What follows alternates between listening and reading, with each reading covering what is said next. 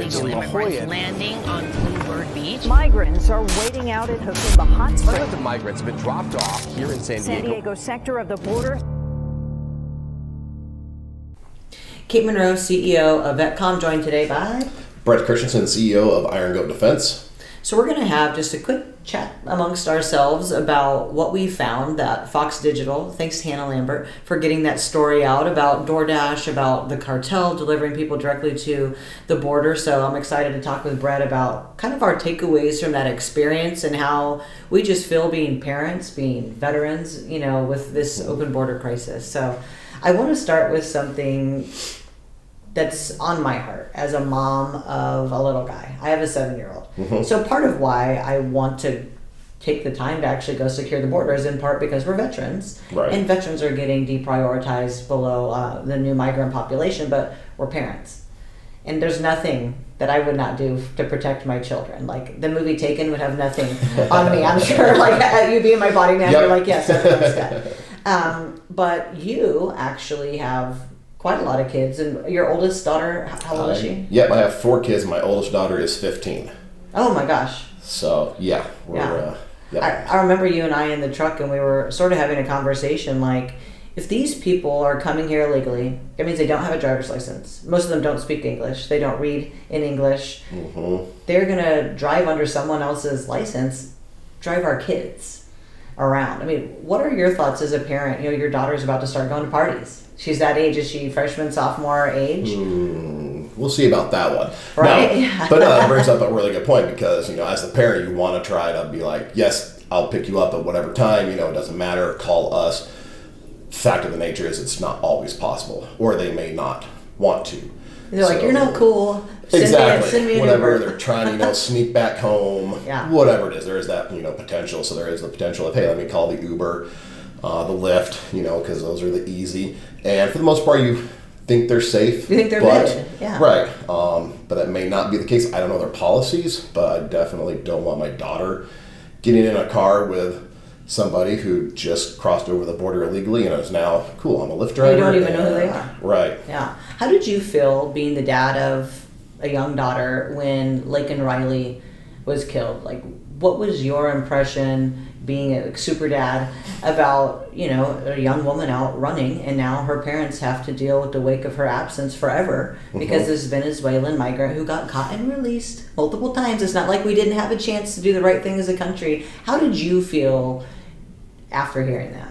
I mean, that one just infuriates me. Yeah. Because, yeah, as the protective dad, you want to be able to always be there to protect your, you know, son, daughter, whatever, at all times. Again, not always possible, so then you're putting that faith into other people, which is our government, you know, whether it's the state, local police, securing the border so that people don't come in, and that's now being failed, which is now putting everybody else at risk. So as a parent, for that piece, like that 100% just infuriates me and is a failure of the system and a failure to the public in general. I think you probably remember when we did our last border vet, you know, outing, we shot some footage and we ended up doing a music video in her honor, right? Because we really wanted to raise awareness to the American population that maybe doesn't watch the news and doesn't understand the gravity of the situation that they find themselves in. So let me ask you this. We both are CEOs of companies. I don't like to put myself at risk as a business owner. How do you think DoorDash felt seeing that story come out? Because I'm sure it made its way to their desk. How do you think they felt seeing that this morning? Do you think that they're scrambling and vetting this and looking into it? What do you think they're doing? I hope they are.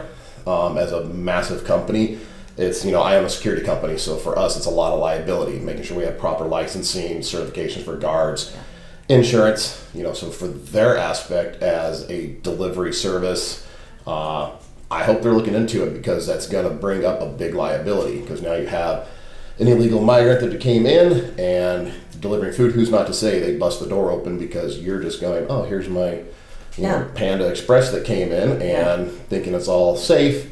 Next thing you know, you have an intruder in your home, and we can only take the scenario anywhere. And they'll get away with it because they're driving under someone else's driver's license. We don't even know who the people are. Right. Yeah. So you could have a ring system, anything, you know, get some imagery. Maybe it helps, but again, they're undocumented. We found passports down at the border, so you know, potentially a whole new passports. Yep, Well, there you got them. This is my favorite piece of show and tell.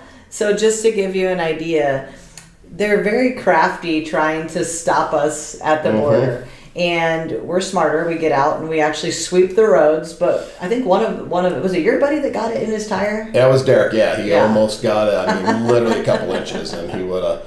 But that's a very simple, effective piece of rebar bent, and you we put a got whole bunch of those. We got all of our Pakistan, Yeah. our China. I mean, the narrative with the media, as you know, on the left is there's no problem at the border. Now they're trying to say, oh, maybe there's a little bit of a problem at the border. And they just gaslight the American people. And you and I know damn well because we go to the border. So we don't get the privilege of having our head in the sand. We literally just watch the cartel drop people off. They walk straight over. Border Patrol tells you there's nothing we can really do about it, but make sure they get where they're going on our dime. I mean, how do you feel being a veteran knowing that these migrants are coming across, some of them with bad plans for us, some of them just trying to be safe for whatever reason, but how do you feel that they are taking spots away from veterans and VA healthcare system and also VA HUD Bash program where there's more homeless veterans now? Right. No, that's a huge. I think it's up in New York right now. The illegal migrants up there are getting better benefits than the vets. Well, they're getting like a $10,000 Visa card. Yeah, they're getting free housing, free medical. Yes, as a vet, 100% disabled, I do get some medical, but I don't have full medical coverage as far as dental, vision, all that. I'm definitely not getting free housing. You're not getting a $10,000 debit card. No. So that's infuriating for the fact that somebody can just come in, maybe they've been here a month, somebody that served for 20 years, combat, protecting our nation from all enemies, and to kind of be, swept under the rug of like, hey, thank you for your service. Have a nice day. You're out of here. But then bring in this person here, and I forget where else we just saw it. There's another Tyson Chicken. Oh. They're now laying off several thousand employees, up in Iowa or whatever, to bring in illegal migrants to now fill those U.S. jobs. Well, the thing I think with the filling of the U.S. jobs is there's a narrative that our citizens won't work and do any of this work. They will. They just want a fair wage to do it. Right. So what we want to do is get rid of all of our citizens and replace them with cheap, like essentially slave labor. Because like these guys that are going to go work at Tyson Chicken, the people that are driving under other people's licenses for DoorDash, Uber, Lyft, all these other big companies, they're getting paid almost nothing.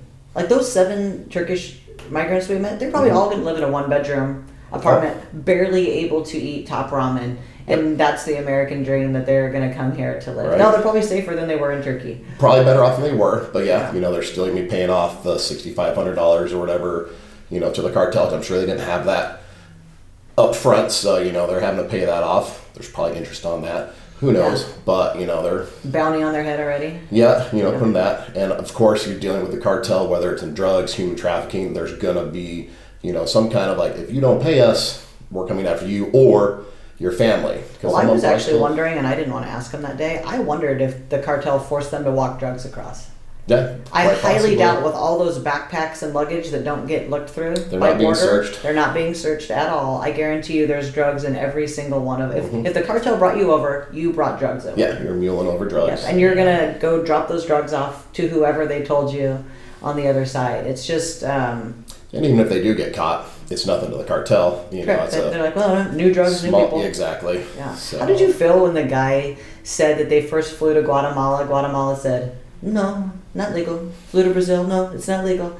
Their buddy tells them, oh, you just call, here's the number of the cartel. They're going to pick you up. They picked him up at the airport, dropped him off at the wall. I think there's this thing where people think they hike miles and miles to get there. We walked across to the turnabout where the cartel pulls in, drops him off about 30 feet from the wall, drives off. Yeah, and then maybe it's a mile walk to the O'Neill camp where CBP pretty much just waits until, a certain point of the day. That's the hardest part of the journey. It is, Well, except for, remember the little Colombian girls that we met? Right. I'm going to tell you right now, they did not have $6,500, and they were likely assaulted multiple times on their journey here.